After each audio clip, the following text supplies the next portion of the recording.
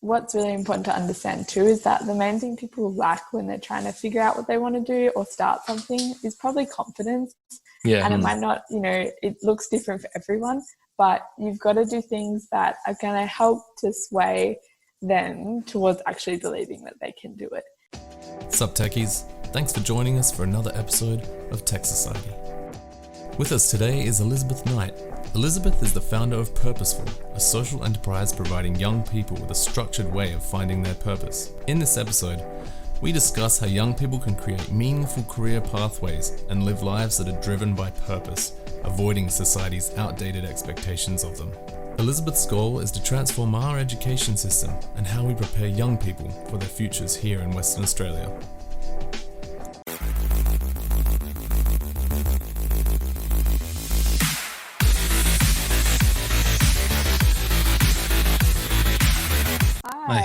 Hi, Elizabeth. How's it going? Good, thank you. How are you guys? Very good, thanks. Yeah, I'm Alex. This is John. Nice to meet you. Guys. Thank you for having me on. I'm excited. Oh, thank you for agreeing to talk to us. No worries. I had a look at your TEDx talk, UWA. Yes. Oh, great. I'm glad that that's getting some views. Yeah, I'm not sure how many you have so far, but it was nice and concise. I think it was only 8 or 9 minutes long compared to some other extremely long ones. But the message was pretty clear. So I think your position here is, what can the Gen Z generation do for themselves? How can they look towards the future, when it's so bleak, or when the media presents it as so bleak? Yes. So it'll be good if you can just introduce to the people who would be watching this your definitions around what Gen Z is, where they stand, and just introduce to them, what you're trying to achieve. Yeah, sure. So I guess for me, I am a part of Generation Z or Z, whichever you want to call it. I think officially it's anyone born after 1995, and the next lot haven't exactly come up yet, so there's not really a clear end year. But I think that this generation has had some pretty unique experiences, as has any. And I guess what I was really interested in, and why I chose to do that TED Talk, is that I felt like there were lots of talks given to that generation, and very few given for them, I guess, and a representation of like their experiences and a message that they could hear and find some certainty and some resonance in, I guess. And that was really my goal with that talk, was that it was something for them, because there's quite a lot out there, myths or common stereotypes and stuff, like that they're entitled and lazy and at the same time like hardworking and entrepreneurial and change makers, and when you put them all of those words on one page, it doesn't make any sense. It's really confusing picture, right? Yeah. So I just thought that was a bit ridiculous, and that we try and put an entire generation of people into a box. What's more important is what are their common experiences, I think. And for lots of young people today, the common experience is fear of the future on a lot of different fronts. I think we've seen that in different ways this year, a lot of those fears coming to life, particularly here in Australia as well. And that, the fear for the future of the planet is really overwhelming, and that is something that then translates to their fear for their own future, because how can you place yourself in a future that may not even exist, which is a really dystopic. Bleak, isn't it? It is, but I really think that that is actually what a lot of people are deep down thinking, and that's been my experience. So it's a huge barrier. Generation Z is the first to take that seriously as a generation. The millennials a little bit. We've taken it a little bit seriously. Not as much, I think. No, I think we're still more focused on career than the survival of the planet. Yeah, I think that it's there's always been emerging crises that have characterized every generation, like, 100 years ago when you think about the world wars, and obviously that's like more traumatic potentially and even, more horrific. For now,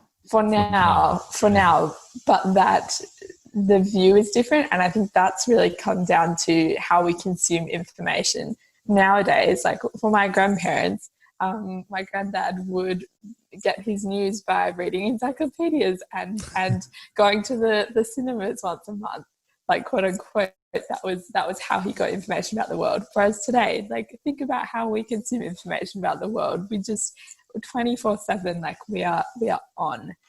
And that means that I think even though the outlook isn't necessarily different, it's the experiences, it feels like it's a lot worse because it's everywhere all the time, that conversation. So that for me is like the real big difference, I think, between other generations, and why this one is finding it tougher in different ways. So yeah. And then I think still struggling to find their place in that picture. The media doesn't exactly talk to Generation Z, apart from putting the protesters in frame. Yeah. On that actually, Elizabeth, your focus is on youth empowerment and life after school, I think. Yeah. And a lot of your initiatives are about, encouraging entrepreneurship amongst young people. And so in terms of like the potential of young people today in the world and how we unlock it, how do you see it happening and how do you approach it? That's a great question.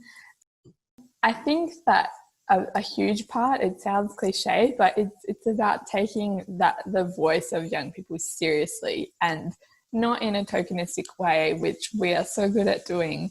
Our universities, our schools, and any group that advocates that for young people, more times than not, like, they're not actually talking to them in a meaningful way. They might be doing like focus groups or surveys, but then their board is, age 50 plus, like on average, and there's not a single young person in the room making the meaningful decisions. And that's something that I think really needs to change in the beginning, because particularly in education, it's a very traditional and archaic kind of system in a lot of ways, and I empathize with educators for that reason. It is difficult, and they're bearing the brunt of all of the stuff that's going on at the moment, for sure. But at the same time, like, a lot of these seemingly huge problems that our universities and our high schools are having, I really believe can be solved by having a more meaningful relationship with the people they're trying to serve, which are young people, because they have the creativity, the ingenuity, and the answers a lot of the time, where we just can't seem to come up with things or a better way forward. And I found that there is a lot, particularly, so we're talking Perth and WA as well. Here we seem to have a really big fear of failure as a city. And I think that it comes down to, this is just my view, is that it's because, it is all who you know, and we still have that small town mindset where it's like, if you screw up, then everyone knows about it, and that the follow-on effects of that are bigger. So I think we're less inclined to take risks sometimes, and investing in young people to a lot of people seems like a big risk. But like, in reality, like, what else are we doing that is working better right now? So that's my first step, 100% on unlocking their potential, is just acknowledging that they have some. And I don't love the word potential, because I think it makes it seem as though there's no value that they can offer today. But there is so much value, and I think we really do just need to reframe how we think about young people. That I'm not trying to put them on a pedestal, it's just like bring them up to the level that we treat everyone else at, supposedly. Yeah, that's my view. It's interesting. Yeah, it's interesting that you mentioned the fear of failure, because there's also a fear of change. And things are done the way they are because that's how they're done. There's no more logic to it than that. It's just this is how we've always done it. It's worked so far, so why change it? Yeah. Well, no, they do want to change it. They want to make it cheaper. Yes. Yeah. And we I find WA just hilarious for so many reasons. But up until this year, like this might be naive, but this has been, again, I'm 21 and this has been my experience. The only like significant things that have really affected Perth from my life have been, when something happens in the Middle East maybe and our petrol prices go up, or when like there's, the bushfires, for example.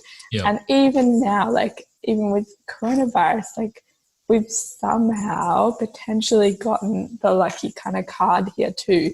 So we just seem to get these big issues kind of skirt around us sometimes, and I think that makes people complacent as well, which really like makes that fear of change even worse, because it's like there's no acknowledgement that there is like change is a thing, that everything's it's going to so happen. distant from us. Yeah, we're so far away. Like we're not far away actually. Like we're very close to one of the most populated continents in the world, and like we're so, things are so accessible now. I think we need to drop that mindset of, oh, we're not really part of that bigger world. Like we very much are.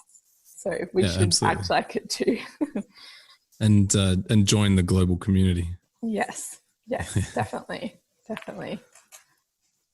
In terms of the stuff about the archaic education system, that's probably something worth exploring a bit. With the as Generation Z, you get to grow up in the life of broadband, whereas us oldies had to survive off dial-up. Not just that, but all the other approaches that we have today in terms of the internet. So what can we do to really change how we educate people of the future? Yeah, I love that question, and it's really popular right now. Hey, we've been looking at that a lot.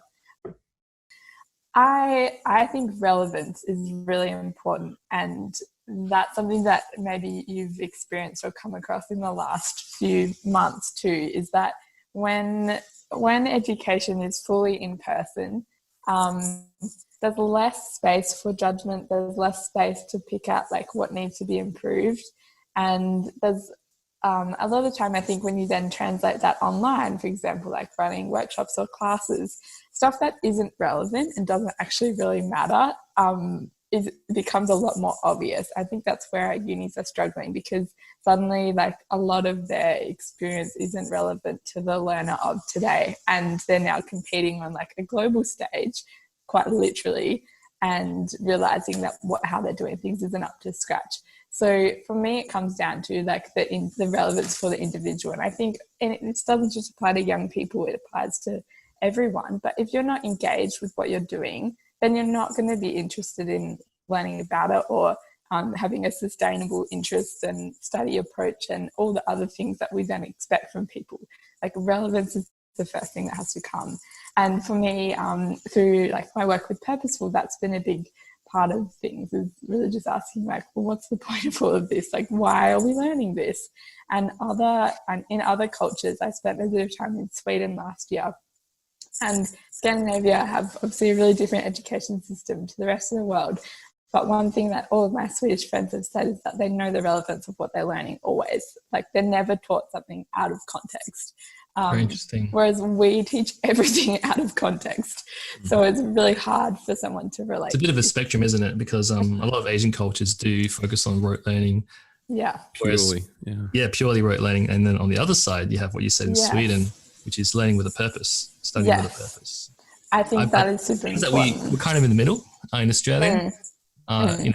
It's when I was at university, we studied specific algorithms because it was part of the curriculum. Applying it is a different story in the workplace, and that's something that, like you said, it's like a lot of it's useless, and identifying what is and isn't useless is a bit tricky.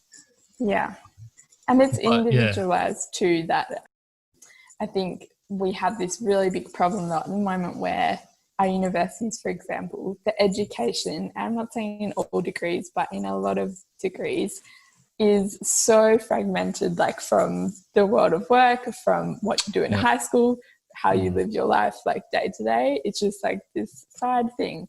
And I feel like for our educational institutions, you hit on a really good point there about we're kind of in between.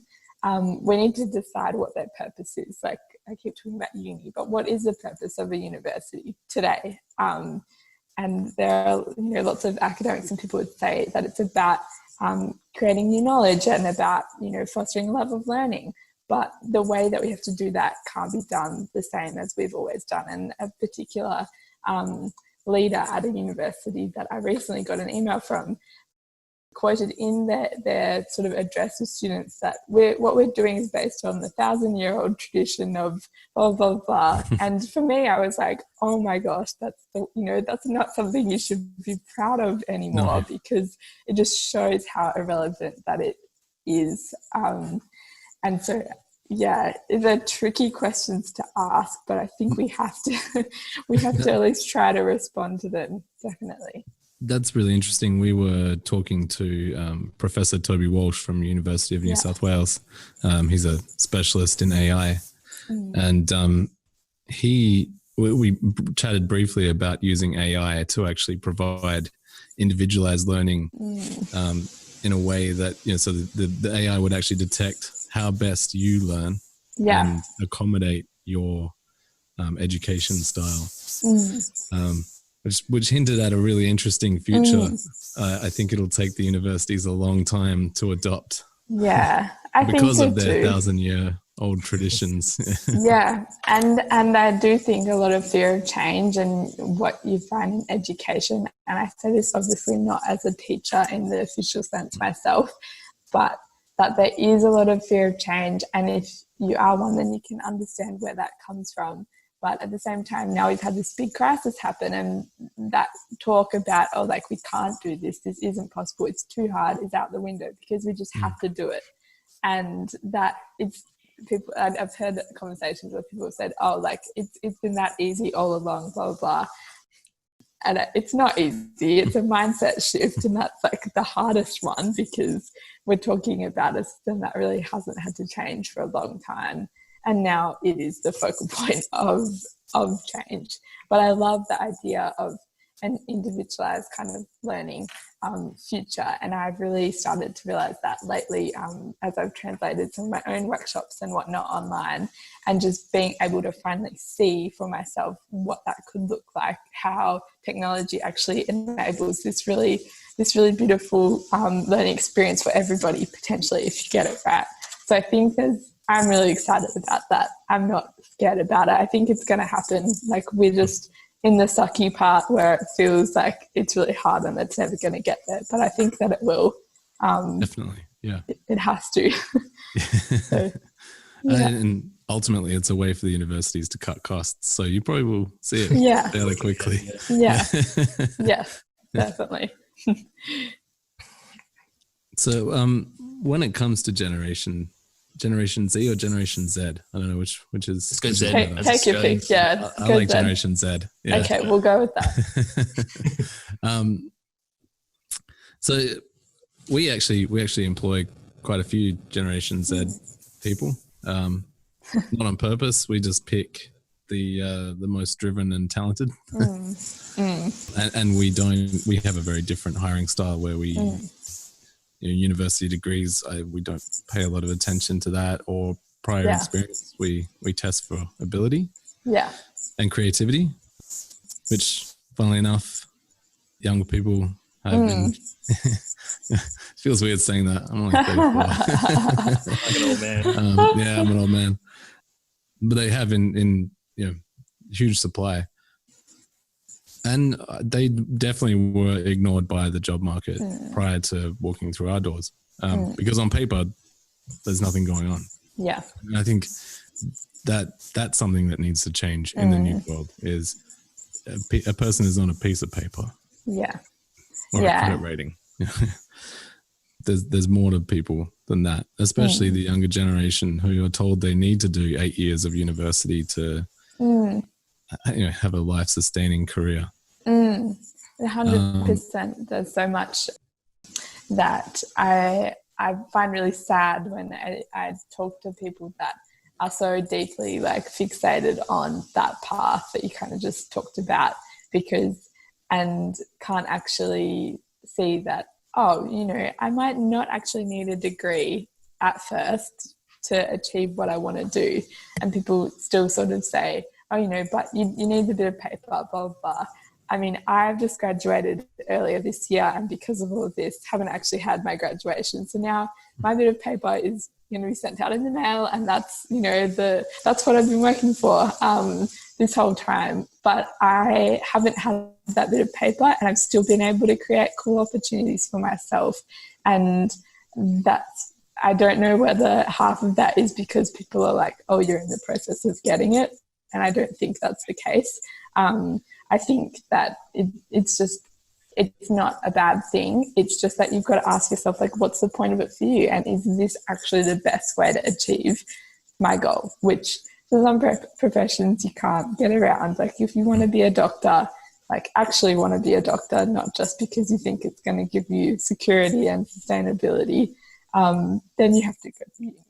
But just about everything else nowadays, like you don't need that doesn't need to be your first point of call, which I think is really cool. And if we helped people to see that, then there'd be so many more opportunities.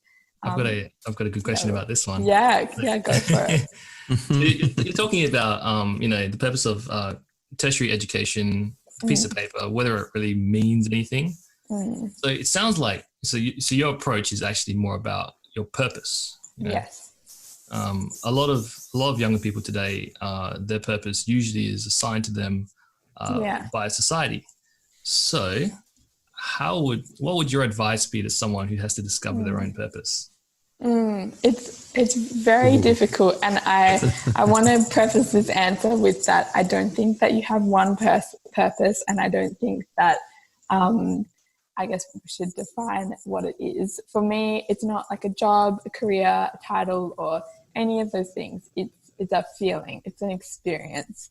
And if you're on purpose, then you know. And for me, the way that I try and help young people to figure that out, what that feeling is for them, is in a lot of different ways. But it starts with kind of helping them to strip back all of the barriers that they might have had put on themselves or put on themselves at some point. The fear of failure, you know, the expectations that everyone else has for them, and really get down to like, what do I actually want?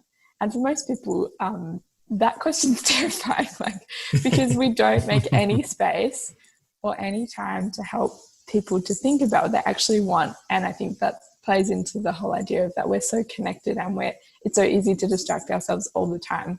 So one thing I've found recently is that a lot of people are being confronted with that question at the moment, because they maybe have a bit of extra time on their hands, or they're studying, but now they're at home and have to totally manage their own time and can't see friends and can't do all the things they'd usually be doing. So we're having to actually create space and think about it. That's the first step for me, is actually making space. Making discussions, I think.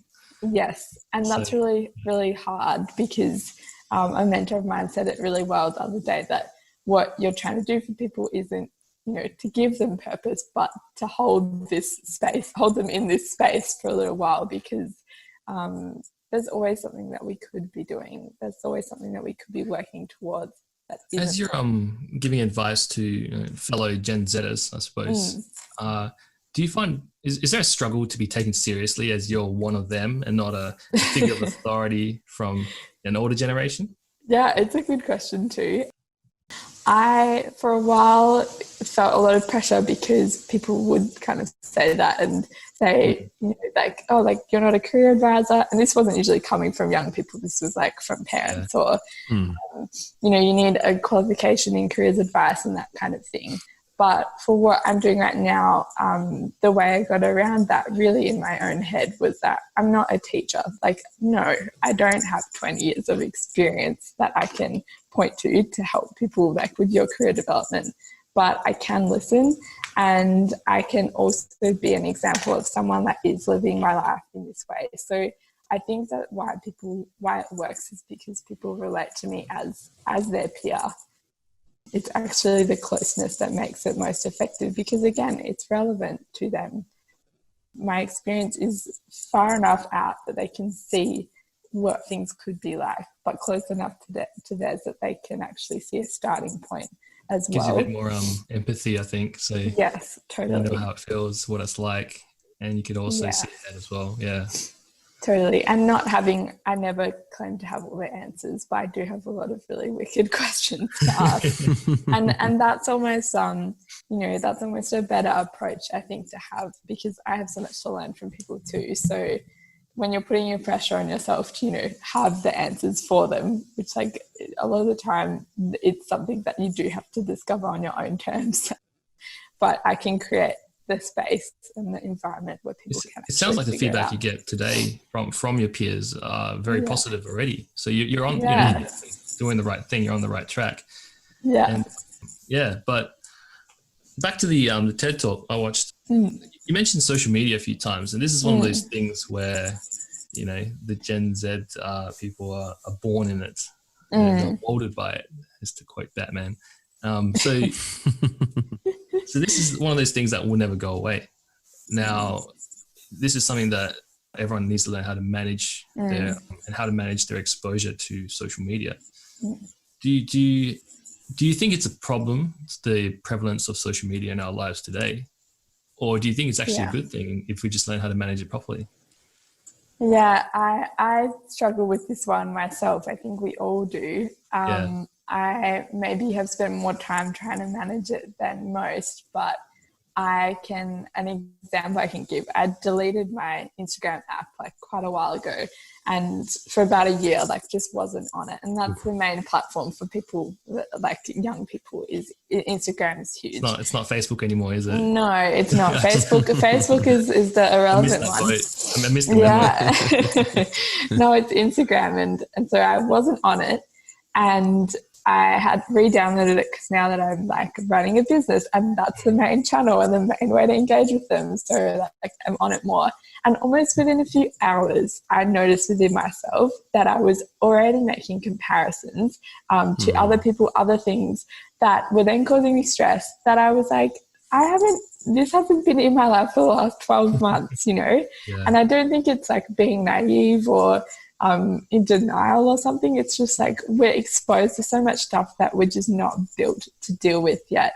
And I really feel that as someone that even in friendships and that kind of thing, like I think relationships experience a lot of strain because of social media sometimes.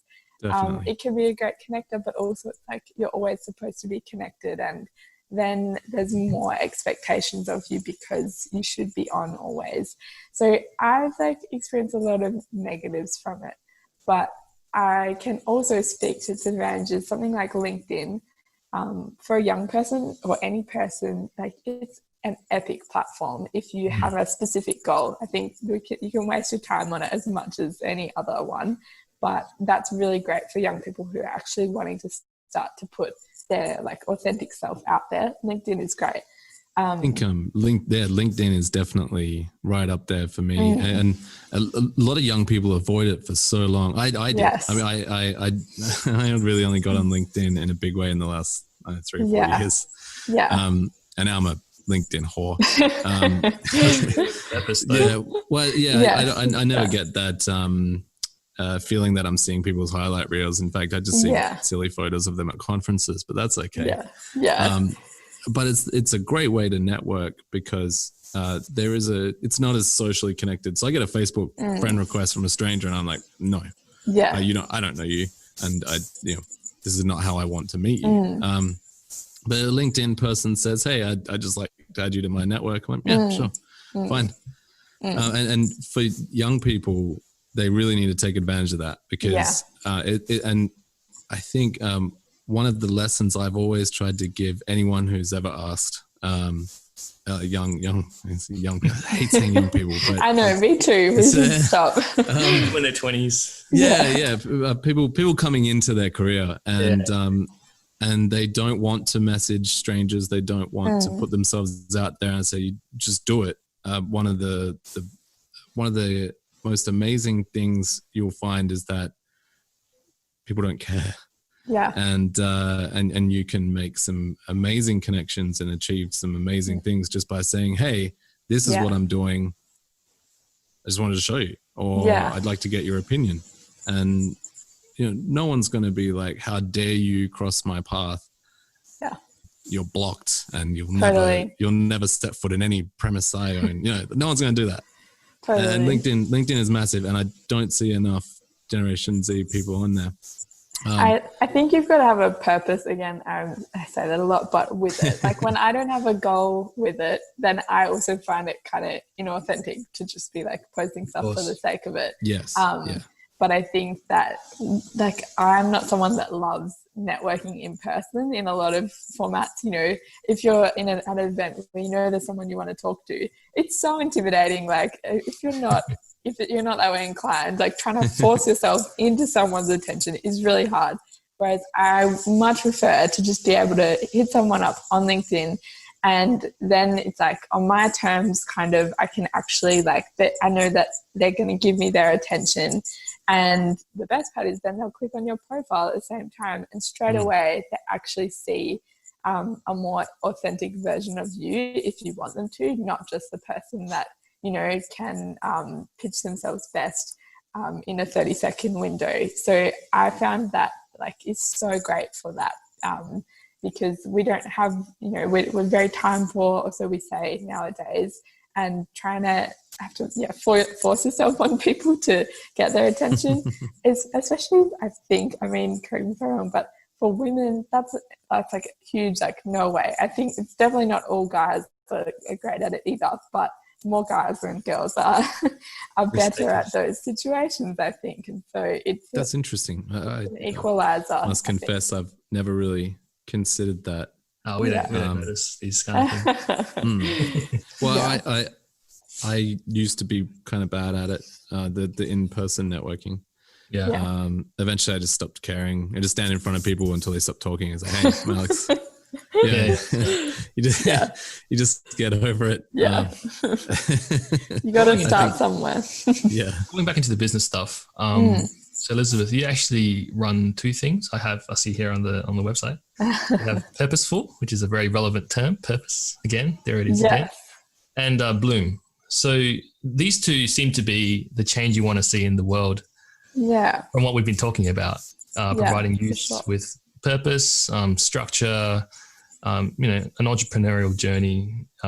So can you talk about how how these came to be, what problem they're trying to solve, and what it's like to enter one of these programs?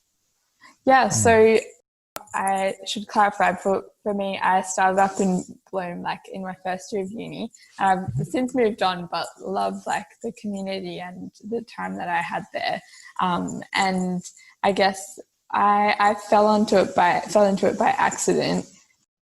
My mentor ended up being the guy that founded it, and for the first time I was like, well, this is quite a cool idea. I don't need to pick a career. I can actually create one for myself. They don't teach you that in careers ed. That was that was a big light bulb moment for me. And it was just exposure to other people that were doing that. And I think in Perth startup scene, if I didn't have Bloom, I don't know how I would have known about all of the things that are going on. And I think we're better at it now, but for a while it really felt like it was quite a closed community, not intentionally, just same kind of people that would put in lots of energy, and it was hard for other people to find it. I think it's just small. I think small is probably the correct term. It's small. Yeah. Yes, that's a good way to put it. But Bloom was great for that because it was the problem really that it became about solving was one, helping teach people entrepreneurship, but the purpose behind that was to help people to solve a problem that they were passionate about, and a lot of time that they'd experienced. And I guess Purposeful in that sense is the pre-Bloom part of that equation, because in order to have someone who's ready to actually act on something, they have to know what that is and how to communicate it and how to actually get it out into the world. So if you think about my case, really, Purposeful is like the expression of me, of my purpose and what I really love. But it was solving a problem that I really cared about because I'd gone through it. And that's, I think, what rings true across both of those organisations, is that it's about creating meaningful experiences for people. And when I was at Bloom, we didn't want it to just be another, ideation program. A lot of the time the language is around, do you have $1 million idea? Can you pitch that idea? Therefore, then you have a business. Whereas we were finding that, again, for young people or just my peers, that they were really struggling to actually to do that. They would have an idea maybe, or and then it would sort of fail, and within a couple months, like, they were no longer a founder or a startup. Yeah. Because it wasn't, if you're trying to, create something around an idea rather than a problem, then as soon as it fails, like, what do you have to fall back onto? Whereas if you're problem centric, and I think everyone should be, then you've always got something to come back to. And that's what makes for a sustainable business and founder. And the reality is, like, at the beginning, we call ourselves startups and founders, but really we're just one person probably with a project or a problem, something they just want to try and do. So I think we kind of glorify it a bit, but in reality, it's necessary. It's necessary. Yeah. It is. It's business. A double-edged sword, but it is, I think, important to recognize that, like, in the beginning, you're probably just an individual or a few individuals trying to do something. So we really tried to design the programs around that idea too, so it was, like, actually more relatable. Great advice for the sole founder is the 3 business cards with founder and sales manager and customer support manager. Yeah, exactly. And it feels, I don't know at what point you start feeling like you deserve those titles, but yeah, the imposter syndrome in most people at that point is pretty high. Yes. For sure. I mean, there is a massive element of fake it till you make it as a startup anyway. So, yeah, I'm all for that in healthy doses.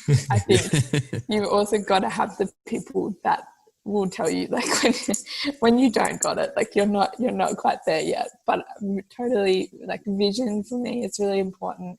And I think when you're starting out or when you're young, it is about being able to share the idea of who you want to become, because when you are at like a networking event, and that's part of why I find them so awkward, it's just like, what do you do? And a lot of people don't like what they do.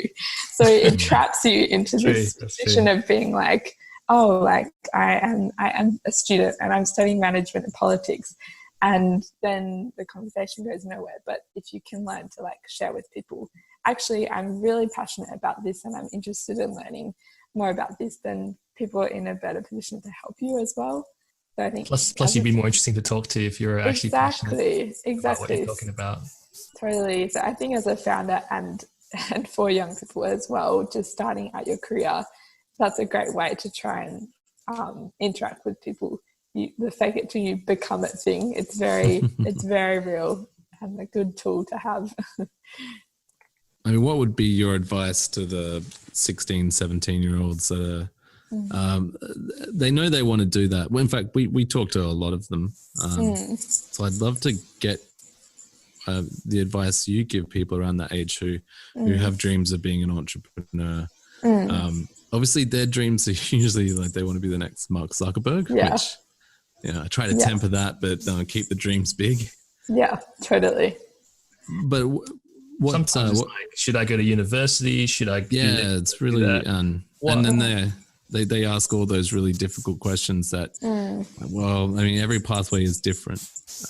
Here's all the probabilities of success for each path you go down, but it's your path. Yeah. So what's if you could speak to what's the advice you find yourself giving a lot? First is like calm down usually and to help take that pressure off, like, because I think a huge part of the problem is like that when you're asking those kind of questions of yourself, you're operating from a position of fear and like freaking out. So when we're scared and we're anxious and stressed, like the world feels like it's closing in on us, and you're trying to find opportunities and be open-minded, but inadvertently doing the opposite for yourself.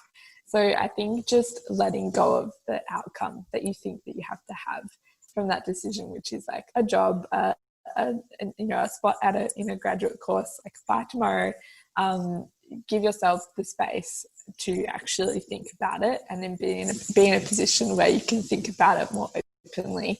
And the second thing, particularly for people who want to, say, be entrepreneurial, I think ask yourself why again.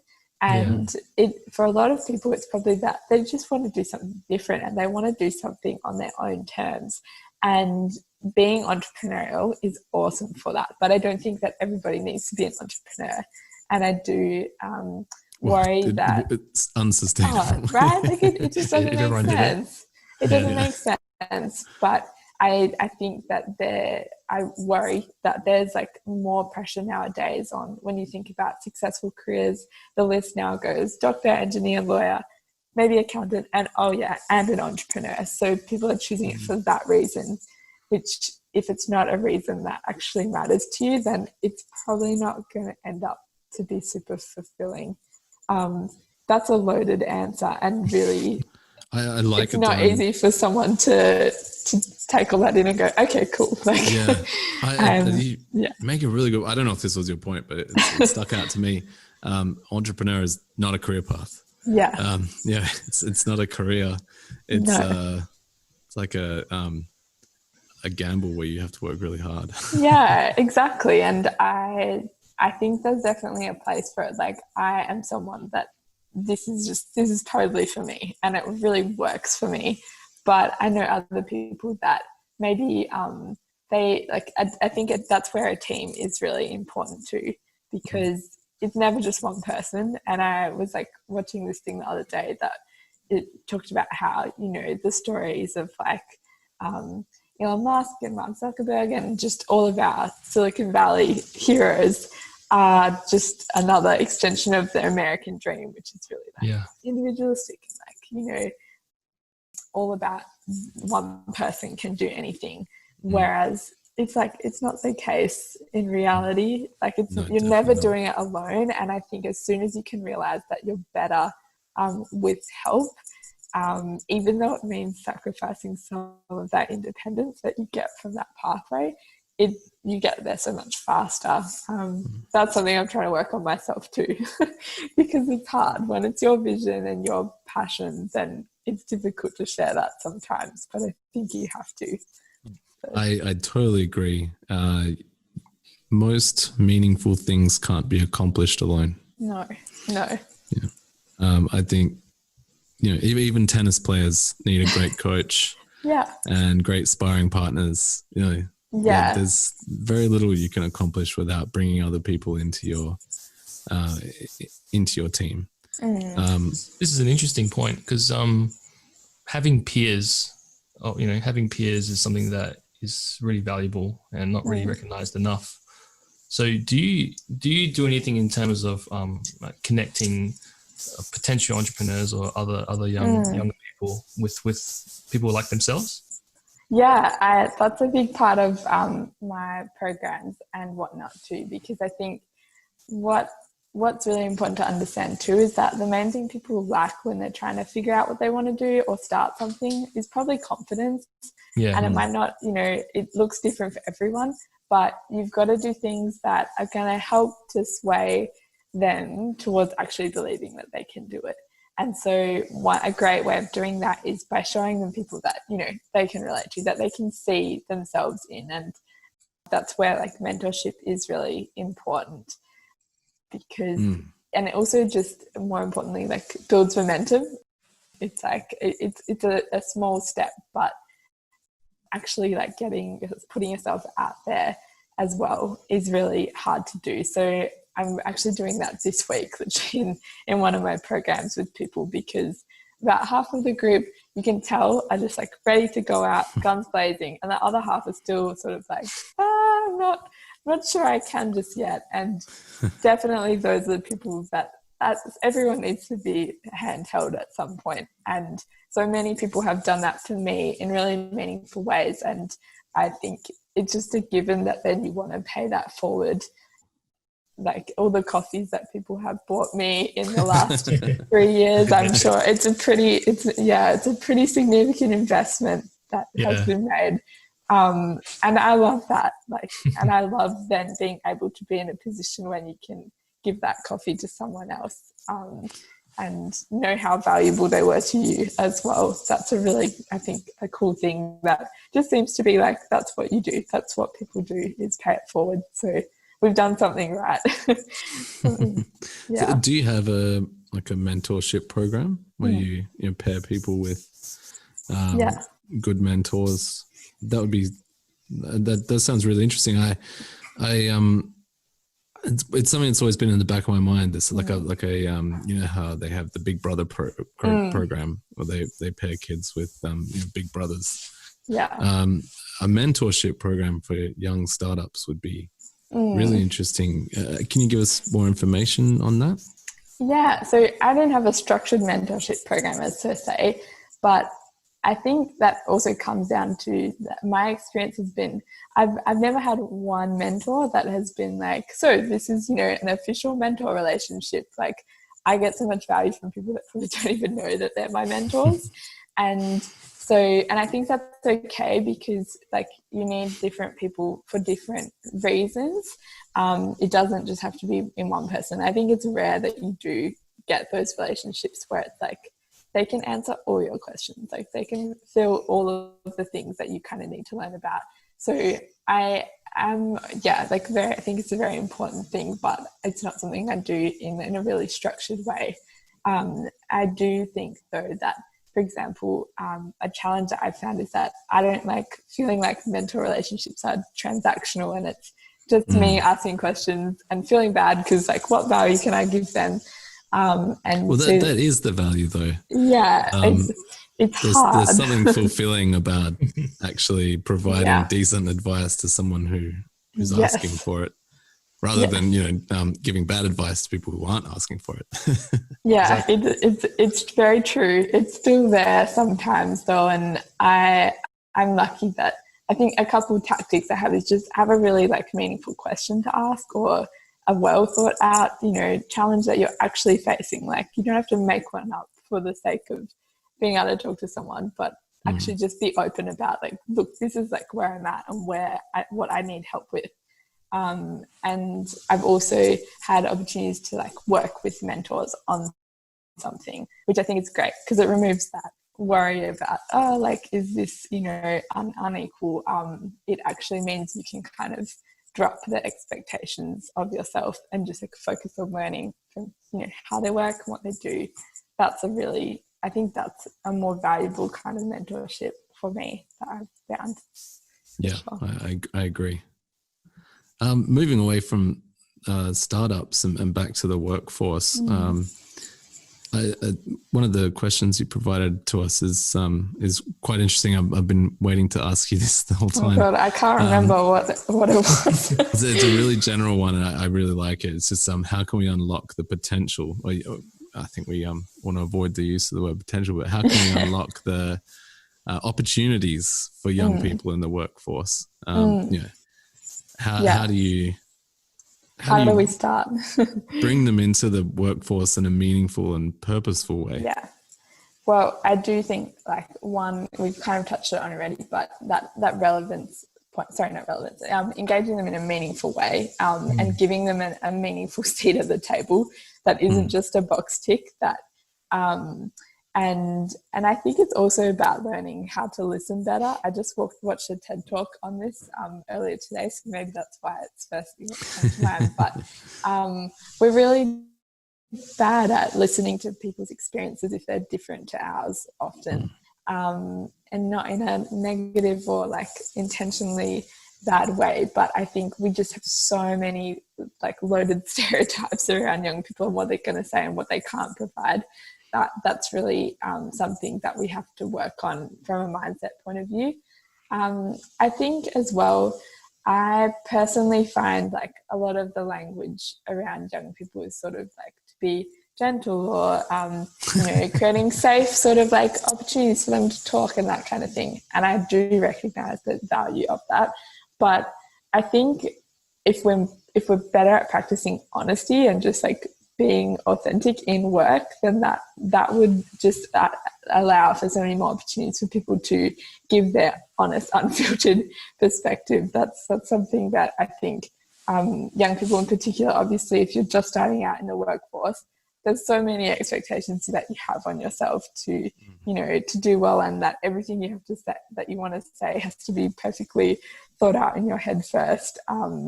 And that isn't like, that's a big barrier in itself. So I don't think like creating safe workplaces or safe environments is the right word in that sense. It's just safe is always kind of construed as like babying, which I don't think is necessary. The reason I was looking behind me, I was looking for a book, which I think is relevant. You said honesty, and one of my favorite books is Radical Candor. Yes. I haven't read it, but it's on the list. Yeah, it's a really good book, and it covers that the best kind of communication style is active listening and radical candor. So you it's not to hurt people, but you're more likely to hurt people if you're not gently honest with them. And that's a value for me, as authenticity is really big up there. And it doesn't mean being authentic by sharing your opinion brazenly and just not caring how, that's going to be received. It's like authenticity, but with love behind it, and actually wishing people well and not being out to just get your point of view out there. Again, it's like, what am I trying to achieve here by saying this? And sometimes it's better to not say anything at all. I think we've all been in those situations. So a time and place. But on the potential, I do think that a huge change is a mindset shift. But I just think that that young people, like we sort of touched on before, are going to become such an important source of innovation, because they have to be, right? We have more challenges than we can manage. And if you're any kind of business leader at the moment, the list of things you're supposed to be doing is just endless. We're supposed to have diverse workforces and also mentally well and safe ones, and at the same time be innovating and completely changing our approach all the time, and just all of these things that are impossible to do if we're looking at it in that way. I think young people have a lot of the answers because they have less experience, and they can cut the crap kind of and point out again what is actually important. And often the naive questions are the most revealing ones, I think, because I guess that's where that active listening and being able to have conversations, honest conversations, is really important too. Because I'm full of seemingly dumb questions a lot of the time, but I think there's no such thing as a dumb question. Exactly right. If you're always in a position where you're trying to respond, and I think as we get older, we feel like we have to be, then you never really have the right answer. It's also good to be able to just say, actually don't know. And so I think less ego in the future workforce is something I'm hoping for too, and more honesty. Like you said, it's just a lot more efficient to work that way, I think. So what's your vision, holistic vision for Generation Alpha? I think they we're calling them Generation Alpha. It's the next. New one, I have to start from the alphabet, the beginning of the alphabet again. Yeah, look, there you go. I have, little cousins and stuff who are that generation, I think. And the worried side of my brain says I really hope technology doesn't screw them over. I hope it does more help than not. But I think that what's exciting is what we touched on earlier as well, which is that their future can be theirs, and their learning experience is going to be theirs as well, and more relevant and more meaningful, hopefully, for them too. That's really talking about the future of work, education, the whole bit. I hope that it's more purposeful and actually aligned to what's important to us, less about I think there's two ways to go about it. You're either like living in reaction to everything that's going on around you, which as we progress further, it just seems like there's more of that. Or the opposite, which is living life like being proactive and actually making the opportunities for yourself rather than being dependent on like the notifications you're getting on your phone all day, all of those things. So I hope that there's going to be a pushback in that sense, that instead of just going on this exponential curve of being slaves to our phones and whatnot at some point, that we're going to have a tipping point and go, actually, like, how can we use this to better ourselves, not exhaust us?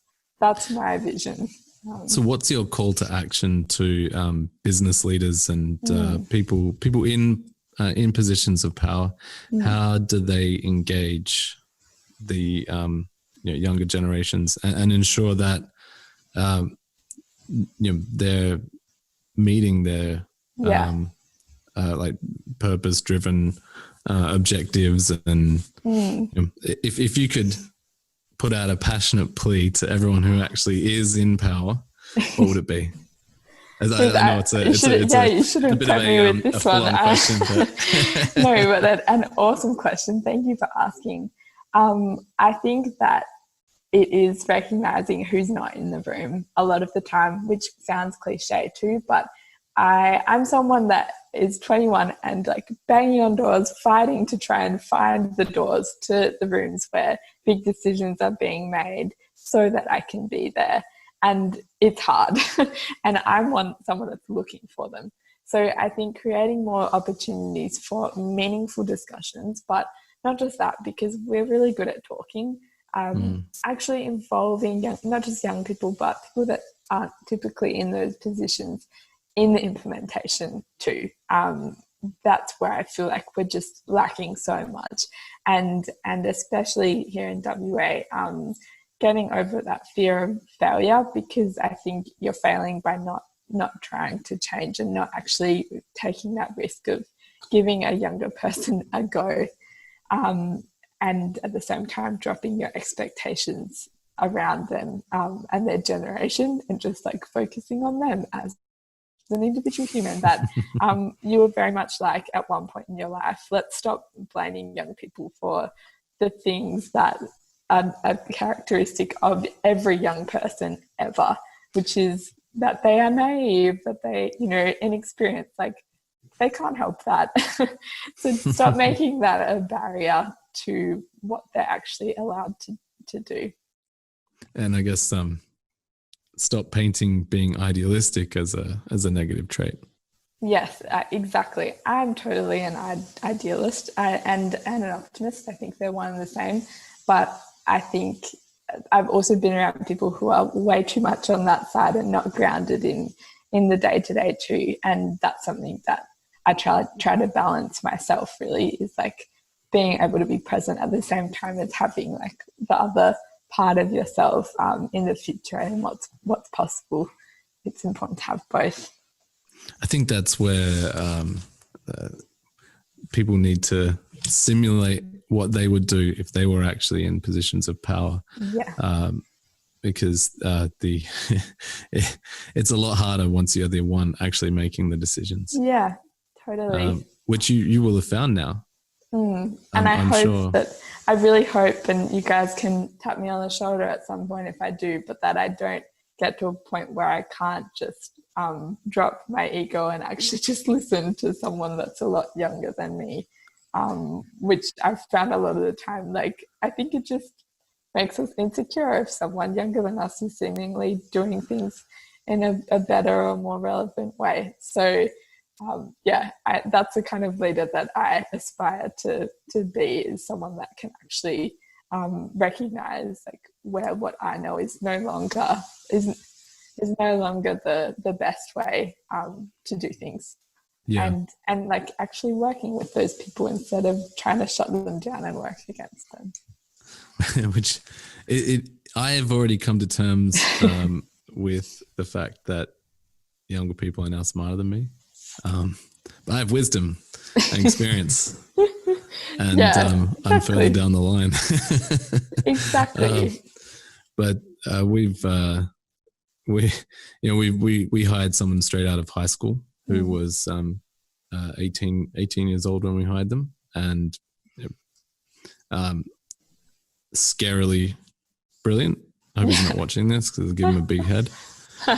But it's humbling. And then we also competed at Capture the Flag, which is a network security or like computer security competition, and it's got contestants right from young school age up to us, people too old to be in the room, and we got stomped by teenagers and probably younger. Yeah. And that's okay. Even for myself, I'm like, there are people that are 3 or 4 years below me, but I'm like, oh my God, they're, amazing. And stop, that's okay. That's inevitable. I think we've got to resign ourselves to that, I think that applies to everyone as well. When you are young, you compare yourself to someone else who does the one thing better than you, and like you said, when you go back on social media and suddenly you're comparing every facet of your life to everyone else's highlight reel. Everyone needs to stop comparing themselves to other people and just compare yourself to yesterday or a year ago or 5 years ago. And that's, I guess, what doing things on purpose is really all about, literally, because I think that's the only way that we can get through and make sense of like the world that we live in, is by doing that, and knowing what to focus our attention on and what not to, and comparing yourself to other people is never, like, it never leads to good things, I don't think. No, it doesn't. So, and it's really cool that you've made that your purpose for now, obviously. And I think it's needed, not just here in Perth, but Australia wide. Thank you. I think so too. And the times that I've sort of put it to the side, it's always come back to me in weird ways, like in like conversations at like a bar or something, or like at a party, and just realizing that, oh my God, this problem is still huge. We're good at hiding it sometimes, but this is like what we all go through. We all need this at some point. So, and just asking the question, I think, is really, really powerful. Because no one's asking them that question. Yes. And I like that you've kind of kept it more open-ended than just what is your purpose, because that's exactly. That's a scary question. What is your purpose? What is your purpose? It's not helpful. It makes them run further away. Like, you just want people to be in a position where they can actually think about those things and it not be something that causes panic. It's actually like therapeutic in a way. Meaning and purpose are ephemeral. That comes and goes. And what I cared about 5 years ago, I don't really care about anymore. But it drove me then. Yes. Yeah. And I think being able to like tap into yourself like that is what most people, like, we're just not trained to do anymore. We're geared to look at outwards always, but I think that's why it's harder and harder to get people to confront what's going on for themselves. Well, and they're trained in education to think that all the decisions they make then are going to have a permanent effect on the rest of their life. That the whole cliche of this is going on your permanent record. Something you discover fairly quickly does not exist. I 100% agree with that. And also that, not that there aren't many decisions, there's one decision. That's what are you going to do after school with your life, like the whole thing. There's only one answer.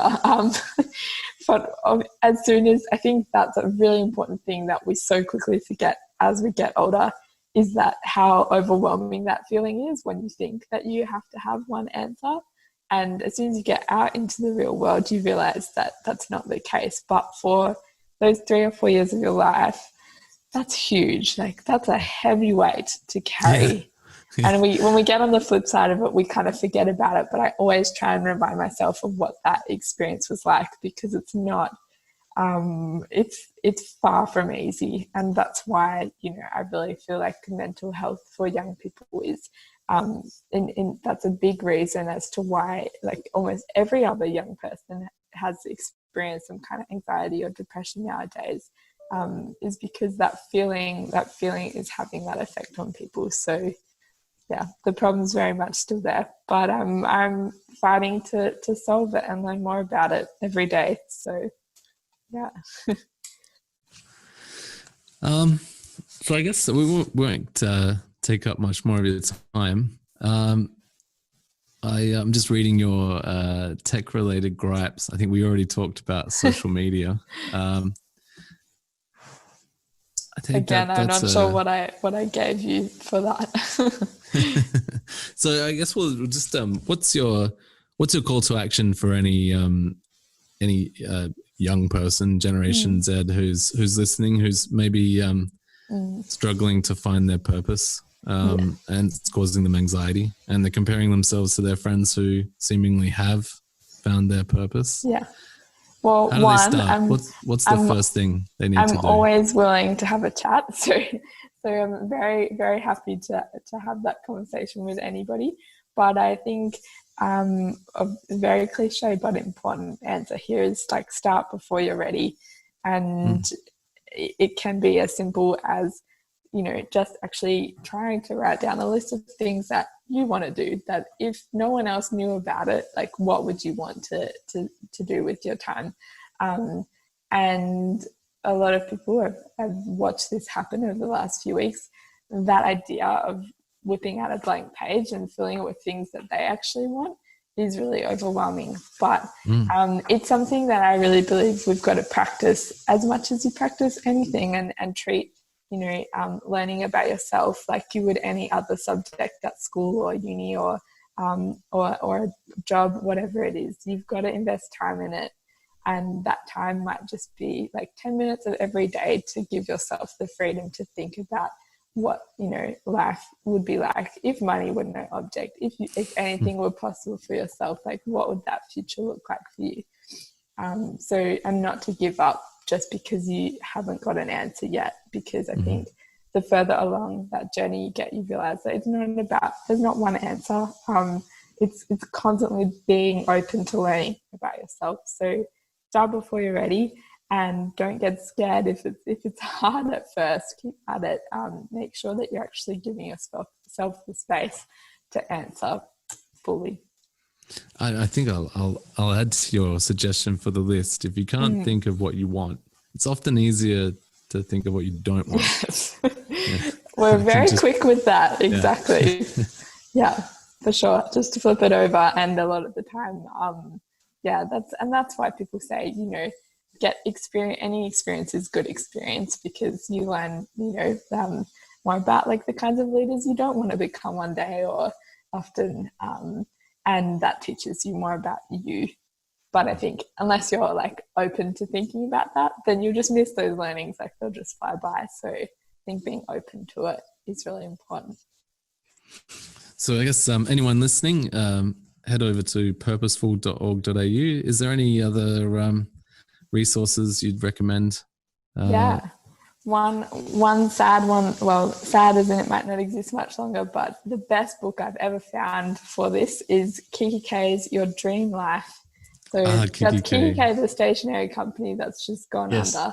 But that book is probably on sale right now because of that. That's, like, I personally think that's just the best journal that I've ever found for this, because it's got really wicked questions that if you set aside 10 minutes of your day every day to, like, answer some of those, guarantee that you'll get closer to figuring it out. That's definitely one. Otherwise, there's so many, and I think a lot of the time it's about, looking in your own life and asking the people that maybe are in a position that you want to be in about, like, their journey and their experiences too. You've got all the answers available to you. It's just like, are you gonna, pay attention and look out for them when they come your way?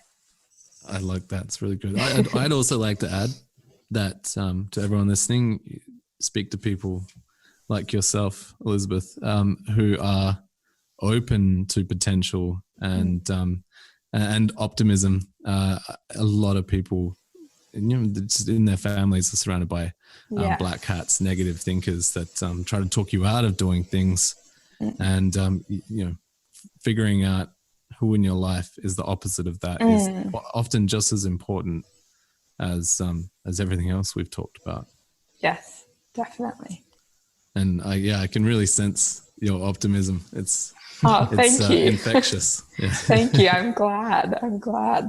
I think we have a lot to be optimistic about.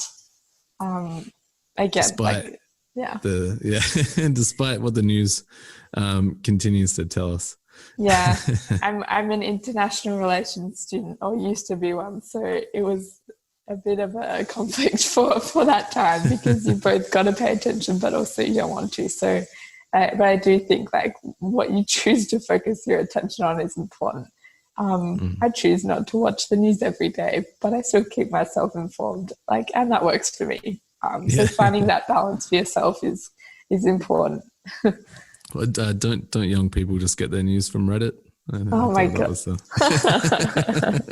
Probably. I'm not one of them though, I have to say.